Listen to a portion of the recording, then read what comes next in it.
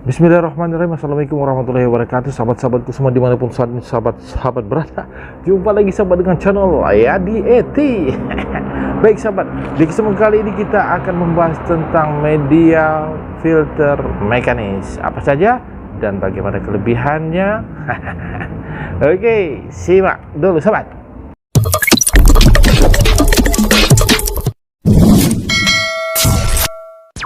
Baik sahabat, di antara media filter yang ada di dalam filter atau filtrasi kita, ada media mekanis, ada media kimia, ada media biologis. Dan kali ini kita akan membahas tentang media mekanis.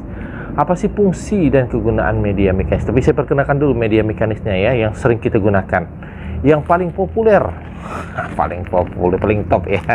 Ini dia ya. Kapas. Nih kapas sahabat.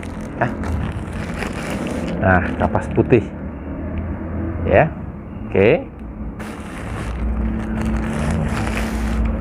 Kemudian ada media mekanis lainnya. Ini dia media biofoam. Hitam ya, agak kasar ya dibandingkan dengan kapas ya. Oke. Kemudian ada media yang lainnya, yaitu media Japmat. Ini lebih kasar lagi. Oke, sahabat, ketiga media ini bagusnya terserah lah, mau digabungkan, mau dipakai salah dua atau mau dipakai salah satu ya. Baik, kita biasanya ya yang sering kita dengar di penghobi ya, sahabat-sahabat semua, ini media mekanis kapas. Ini agak cukup halus ya. Dia namanya juga media mekanis, dia sebagai penyaring pertama, filter pertama ya. Jadi dia membersihkan atau menyaring kotoran-kotoran ya, menyaring kotoran-kotoran yang masuk ke dalam filter ya. Kotoran kasar, terutama kotoran kasar ya, dan kotoran sedang juga kotoran halus. Kalau kapas ini dia berhubung pori-porinya agak rapat, ya cukup lumayan sahabat. Kalau media kalau kotoran kasar sudah jelas pasti akan tersangkut atau tertahan di sini. Kemudian kotoran yang sedang juga akan tertahan di sini. Media yang halus lumayan juga akan tersangkut atau terhadang di sini. Tapi media yang lebih halus lagi tidak bisa lagi di sini ya. Karena akan masuk ke dalam akuarium kita ya. Nah, jadi media mekanis ini bisa menahan kotoran-kotoran kasar terutama ya, yang akan masuk ke dalam akuarium kita ya, kasar, sedang sampai halus gitu ya, tapi bukan sangat halus ya.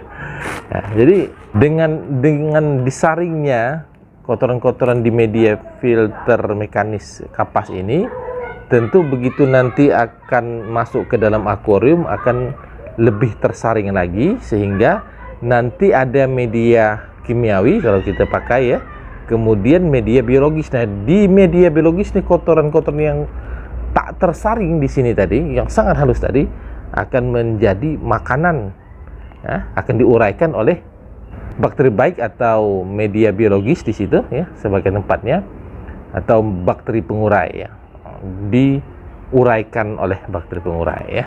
Jadi ya, kalau saya selalu menggunakan ini juga ya, selalu menggunakan ini. Kemudian ini ada yang hitam warnanya ini ya. Ini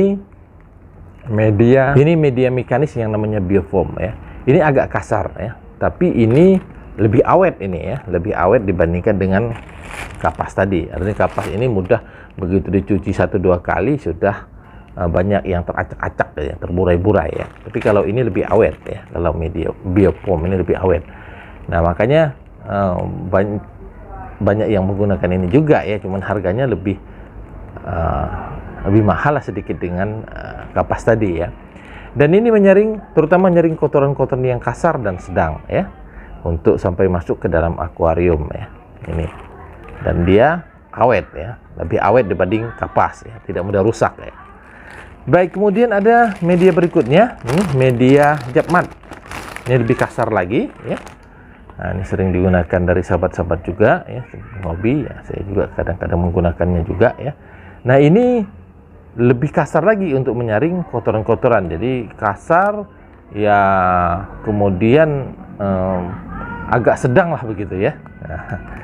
Ya, untuk masuk ke dalam akuarium kotornya. Jadi kalau misalnya ini kalau dipadukan bertiga ini ya lebih bagus ya. Ini lebih halus, ini sedang, ini kasar ya. Dan sahabat-sahabat semua, ini lebih awet lagi ya. Kalau Japat lebih awet lagi dibandingkan kapas ya juga ya. Dan sahabat-sahabat semua, kalau tiga media ini sering yang ditanyakan di sahabat-sahabat. Kalau saya hanya pakai media mekanis saja, katakanlah media kapas saja, bolehkah? Apakah bisa bening air? Bisa ya sahabat.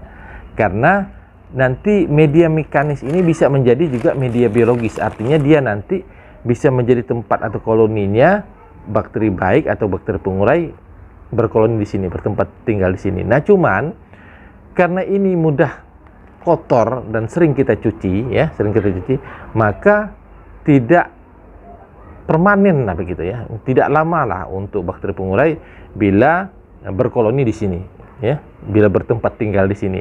Karena nanti akan kita bersihkan karena kan kotoran-kotorannya bertumpuk, makin mampet kan nanti saluran airnya, nanti akan kita bersihkan. Nah, kemudian sepanjang kita memakai satu kali masih bisa dipakai, kemudian kedua kali sudah tidak bisa dipakai lagi, sudah kita ganti kan, otomatis bakteri pengurai atau bakteri baiknya nanti akan hilang, akan mati ya, kita dari nol lagi.